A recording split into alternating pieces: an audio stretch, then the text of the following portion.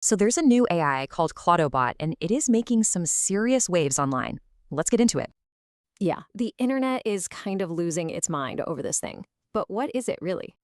Here's the big deal. It's proactive. It doesn't just wait for your commands. It finds its own tasks. And it's totally different from those big corporate AIs. It's open source, kinda rogue, which gives it a real edge. How did we get this huge leap in autonomy anyway? Well, it didn't just pop up overnight. It's really built on three key pieces of tech: agency, tool use, and memory management. Basically, these give it the power to act, use software, and, remember what it's supposed to be doing. Okay, an easy way to think about how it works is with two loops, an inner one and another one. But for a much more sophisticated blueprint, you've got to look at something called the ACE framework. And this is wild. Someone pointed out it's basically like looking at a company's org chart.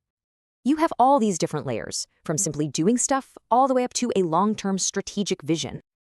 And here's the kicker. Claudebot already has almost all of these layers completely baked in. So what's missing? Turns out there's one really important piece of the puzzle that's just not there. It's called the aspirational layer. You could say it doesn't really have a conscience. Think of it like the AI's moral compass, its own Supreme Court, guiding its entire mission and values.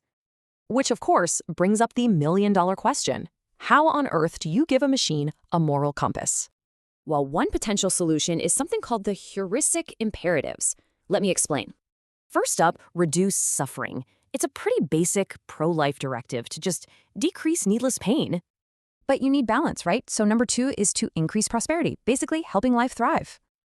And finally, the third imperative is to increase understanding.